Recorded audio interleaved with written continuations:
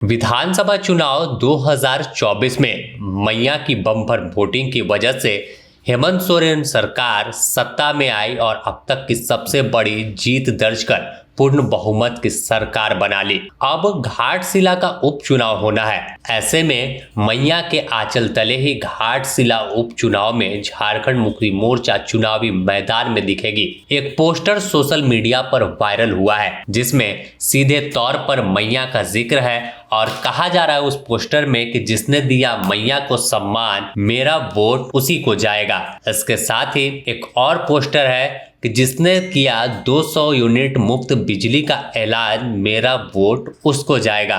तो देखिए, जिसने दिलाया मैया को सम्मान, मेरा वोट उसको जाएगा, और जिसने किया 200 यूनिट बिजली पर मुफ्त, मेरा वोट उसको जाएगा। ऐसे पोस्टर सोशल मीडिया पर वायरल हो रहे हैं और इस पोस्टर में सोमेश सोरेन है, उनके पीछे रामदास सोरेन है और ऊपर में गुरुजी, फिर कल्पना सोरेन और हेमंत सोरेन और बीच में तीर धनुष का निशान है।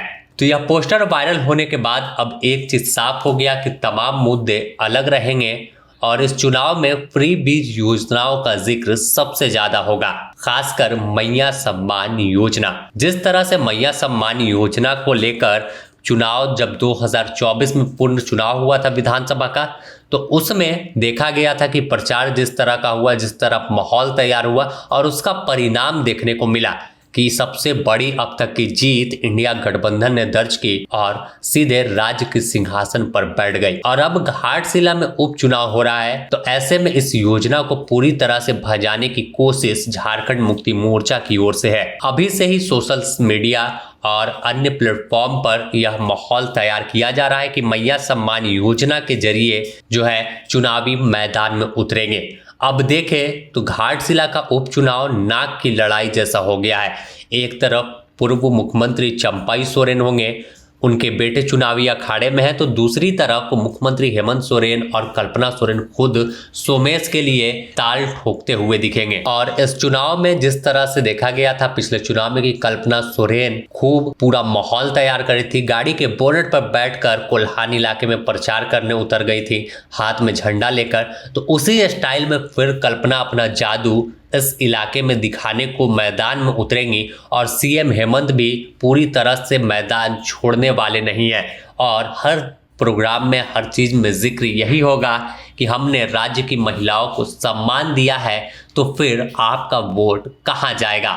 ऐसे में अब देखें तो घाटशिला उपचुनाव को लेकर तमाम तैयारी तो पूरी है, हर दल अपने अपने मुद्दे को तय कर रहा है। उसी में झामुमो ने भी मैया सम्मान योजना को पकड़ लिया है और मैया योजना के जरिए चुनावी ऐलान अब बोले तो हो चुका है। सोमेश सोरेन लगातार पसीना बहा रहे हैं, तमाम लोगों से मुलाकात कर रहे हैं और कैसे झारखंड मुक्ति मोर्चा की जीत इस सीट पर हो, इसे लेकर रात दिन एक किए हुए हैं।